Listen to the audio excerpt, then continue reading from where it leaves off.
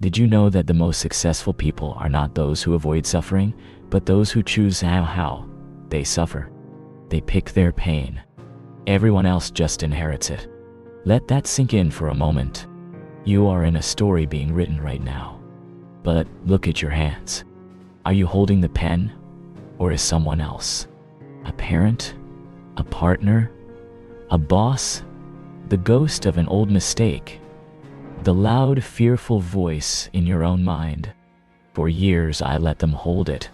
I handed it over politely, gratefully, even. I let them write my chapters in the ink of their expectations, their limitations, their small dreams for my life.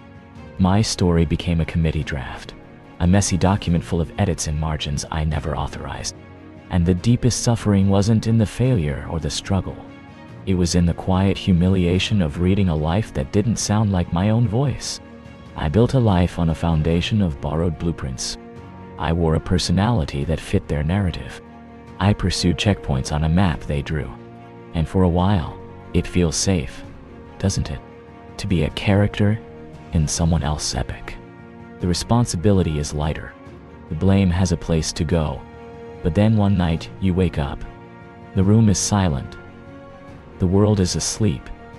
And a truth you've been swallowing for years finally rises in your throat, metallic and undeniable. This is not your life. You are living a forgery. Your name is on the cover, but the prose inside is written in a stranger's hand. That is a specific kind of poverty, a poverty of authorship. And it drains the color from everything. The shift never begins with a grand announcement.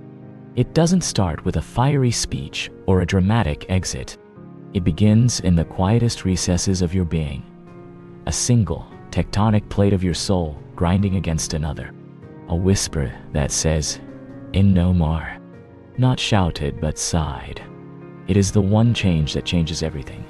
Not because it alters your circumstances instantly, but because it alters your point of origin. It moves the center of gravity from outside of you to within you. It is the moment you realize the pen was always in your pocket, heavy and waiting. You were just afraid to pull it out, to feel the weight of it, to face the terrifying blank page that is truly yours. This is the hardest work you will ever do.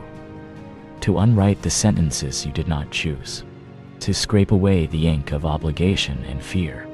It is a patient, often lonely archaeology of the self. You will sit with the emptiness of a page you are finally responsible for, and it will feel like standing at the edge of a cliff.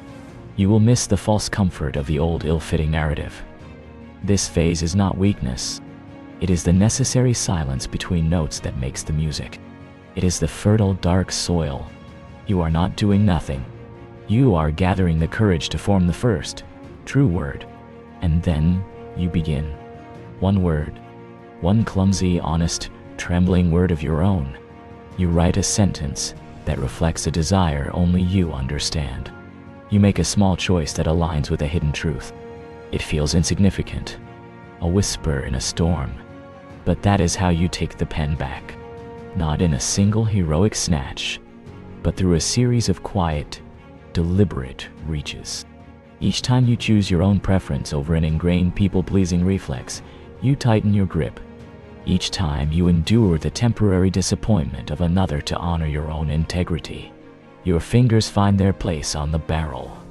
Each small, authentic action is a word written in your own hand. The story will not transform overnight.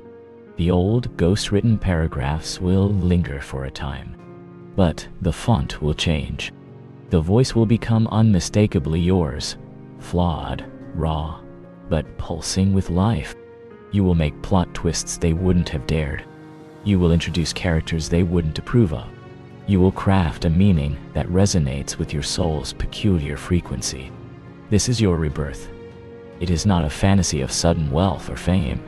It is the gritty, real fantasy of authenticity, of looking at your days and recognizing the hand that arranged them. So tonight, or tomorrow in the early light, when the noise fades, ask yourself this one question: who is holding my pen? Feel the answer in your gut. And if it is not you, know that the transfer of power is a simple physical motion. Reach out. Take it.